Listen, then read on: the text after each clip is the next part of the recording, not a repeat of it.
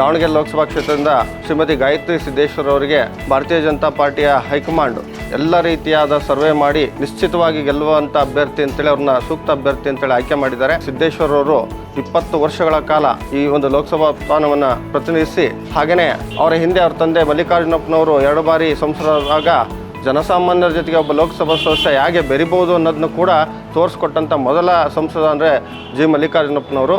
ಅದೇ ಹಾದಿಯಲ್ಲಿ ಈಗ ಅವರ ಸೊಸೆ ಗಾಯತ್ರಿ ಸಿದ್ದೇಶ್ವರ್ ಅವರು ಈ ಹಿಂದೆ ಎಲ್ಲ 30 ವರ್ಷಗಳ ಅವರ ಮಾವ ಮತ್ತು ಅವರ ಪತಿಯವರ ರಾಜಕಾರಣದಲ್ಲಿ ಬೆರೆತು ಸಾಕಷ್ಟು ಅನುಭವವನ್ನು ಹೊಂದಿದ್ದಾರೆ. ಆ ಕಾರಣದಿಂದ ಇವತ್ತು ಹೈಕಮಾಂಡ್ ಅವರ ಒಬ್ಬ ಮಹಿಳೆಗೆ ದಾವಣಗೆರೆಯಲ್ಲಿ ಸ್ಥಾನವನ್ನು ಕೊಡಬೇಕು ಅನ್ನೋ ಕಾರಣಕ್ಕೆ ಅವರನ್ನು ಅಭ್ಯರ್ಥಿಯನ್ನಾಗಿ ಆಯ್ಕೆ ಮಾಡಿದೆ. ಹಾಗಾಗಿ ಈ ಬಾರಿ ದಾವಣಗೆರೆ ಲೋಕಸಭಾ ಕ್ಷೇತ್ರದಲ್ಲಿ 100ಕ್ಕೆ 100 BJPಯ ಗೆಲುವು ಮತ್ತು ಗಾಯತ್ರಿ ಸಿದ್ದೇಶ್ವರ ಅವರ ಗೆಲುವು ನಿಶ್ಚಿತ ಅಂತೇಳಿ ಹೇಳಲಿಕ್ಕೆ ಇಚ್ಛೆಪಡ್ತೀನಿ.